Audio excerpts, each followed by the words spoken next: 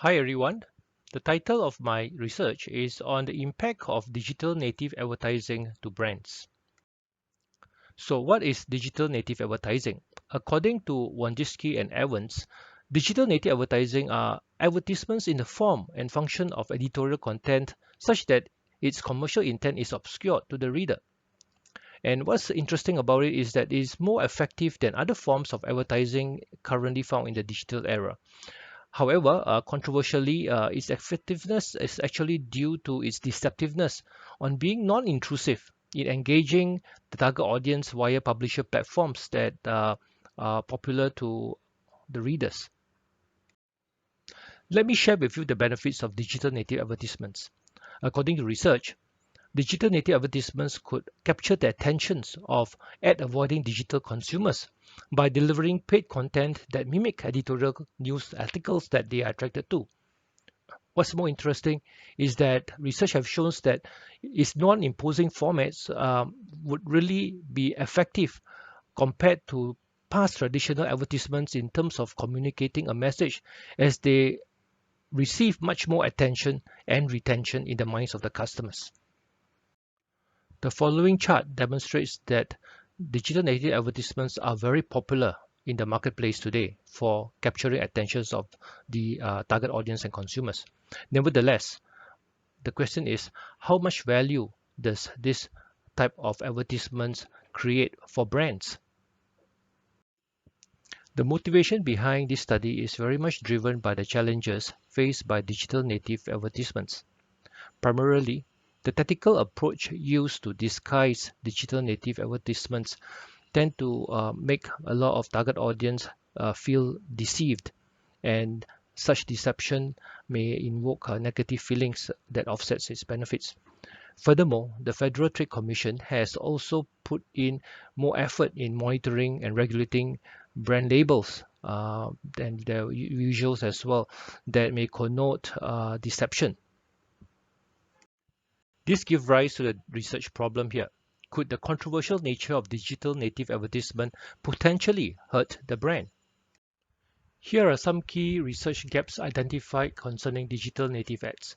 Despite popularly used, there has been mixed response regarding its impact to brands.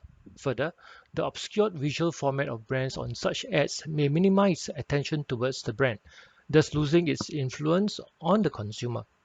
In addition, it is not clear whether some of the negative attitudes towards brands as a result of exposure is attributed to the advertisement content itself or due to the feeling of being deceived.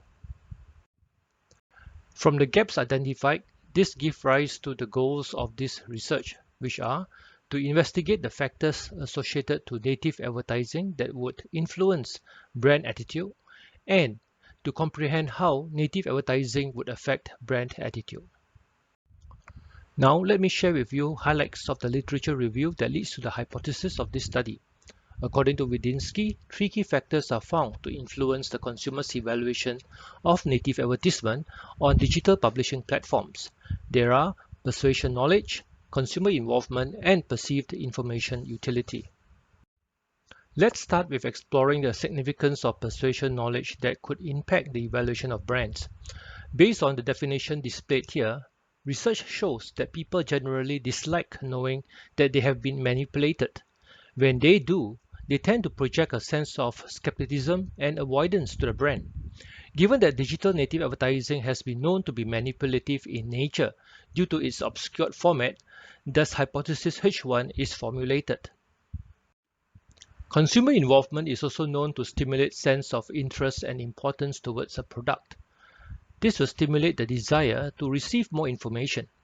Research by Crover and Poles highlights that consumers under high involvement state will relate positively to messages conveyed on different media and subsequently trigger favorable thoughts about the brand. On this premise, hypothesis H2 is formulated. Information utility refers to the value placed on a piece of information. Studies have shown that it affects brand attitudes and appeal towards advertisements. In fact, when information utility is high, people may even overlook their preliminary resistance towards the information. On this note, hypothesis H3 is put forward. Finally, the last hypothesis hinges on the point that brand attitude derived from exposure to digital native advertisements would have a positive influence towards brand equity. This will prove that such advertisements would indeed exhibit specific value to brands, which was never carried out before. With this, hypothesis H4 is formulated. This is the research theoretical framework. For research design, this study is carried out in two phases, a pretest and the main study. The goal of the pretest is to select a suitable stimulus in the form of a digital native ad, one that would trigger converging response on product involvement and high perceived information utility. This is the stimulus which was selected for the main study. In a nutshell, the main study consists of 207 respondents using a convenient sampling approach. Half of the respondents were allocated to a treatment group where they are exposed to the ad, and the other in the control group where they are not shown the ad. Both groups will be asked about their attitude towards the brand used for this study. The brand chosen is Brands, intentionally selected because it is well known. This way, respondents can evaluate the brand regardless whether they have seen the ad or not. Analysis consists basically of t-tests and multiple regression. Let me share the results. The treatment group in comparison to the control group expressed significantly stronger brand attitude towards the brand. This shows that digital native advertisement will have a positive impact towards brands. Although H1 was not supported, interestingly, the direction of the influence was significant on the opposite direction compared to the hypothesis. Hypothesis H2 was not supported as well, with beta not statistically significant. Apparently, after being exposed to the digital native ad, involvement did not have significant influence on brand attitude. Hypothesis H3 was supported, indicating that the digital native advertisement will have positive influence towards brand attitude.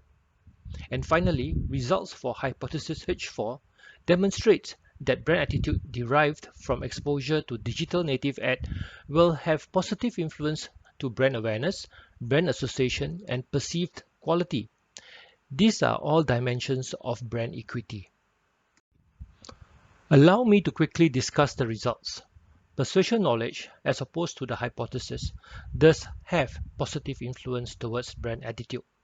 On this premise, brands should take the effort to boost their integrity level to assure the audience that there is no intention of deception on their part by being more transparent.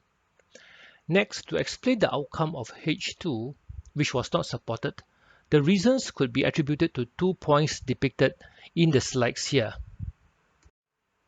With H3 supported, advertisers need to focus on the relevance of information communicated on digital native advertisements.